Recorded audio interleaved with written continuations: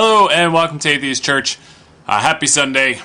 And I had a heck of a week. I drove up to Warm Springs, Oregon to do a comedy gig, and I highly recommend you check that place out. It's an Indian reservation in the high desert of Oregon. I didn't know Oregon had deserts. It is beautiful, just incredible. On the way back, I saw a 300-foot drop-off from some rest stop off the highway, and that was just gorgeous. Just stood there and looked at it, and I think I got a picture in my camera of the sign that said to put your dog back in your car because many dogs commit suicide there at that 300-foot drop-off.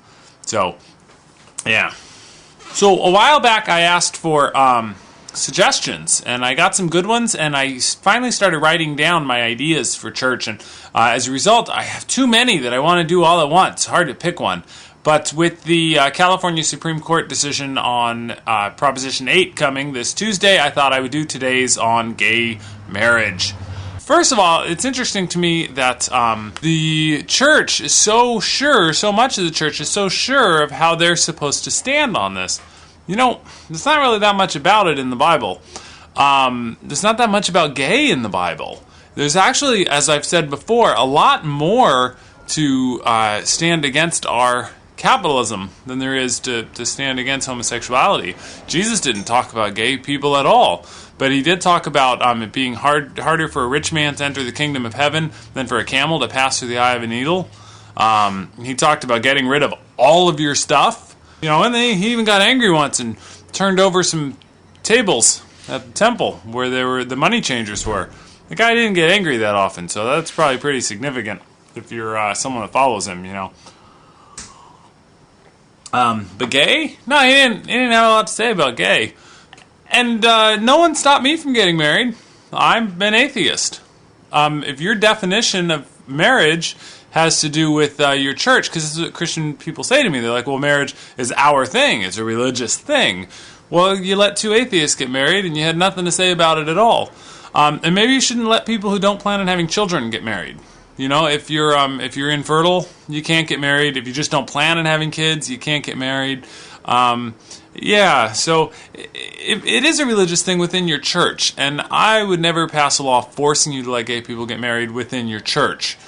And that's not what Prop 8 protected anyone from. So like many things, it's a situation where separation of church of state got muddied. It's better for you guys also if that doesn't happen. And as a result, you have something that is both a religious ceremony and a legal ceremony, and they need to be separated. So go get married in your church and do that. But you can't mess with the legal agreement between two people, whether those two people be atheists, gay, whatever else. Also, the signs, all the signs about sodomy everywhere. Religious people, why are you so obsessed with sodomy, you dirty little buggers?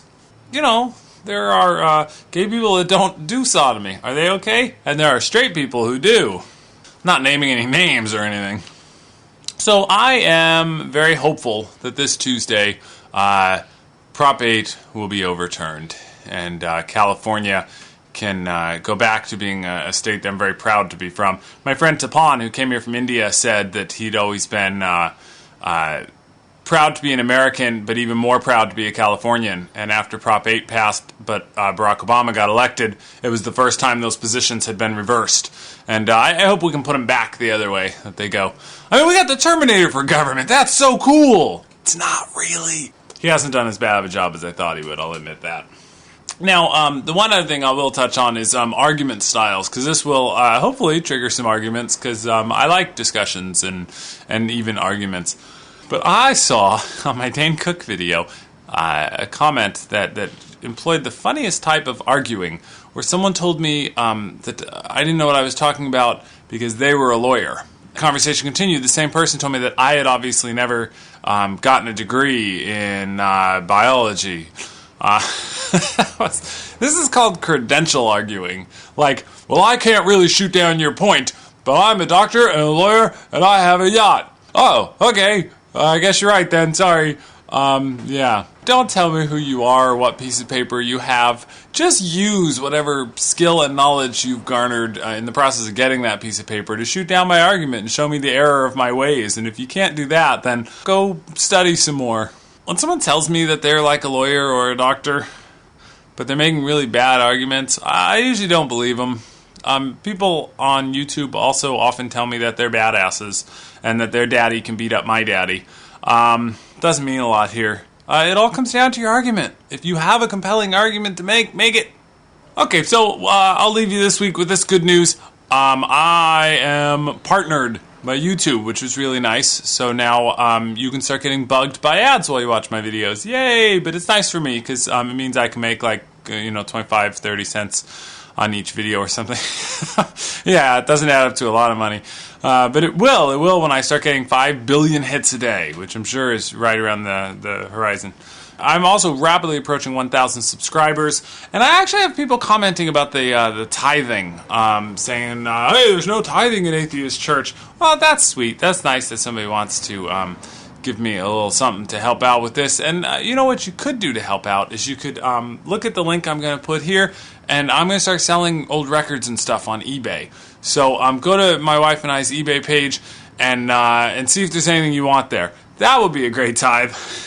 And also come out and see the Coexist Comedy Tour. We are on tour right now. Congratulations to Nancy for winning the little video editing contest with the fun little video she did. We're going to be in Long Beach and in LA this week. And then coming up soon after that, we're going to be up in Portland and Seattle. And then we're going to be in San Francisco. And looks like soon, possibly out in Grass Valley, Nevada City. So yeah, go see that. If you want to book me, visit my website, atheistcomedian.com or rockass.net. And I love bookings. All right.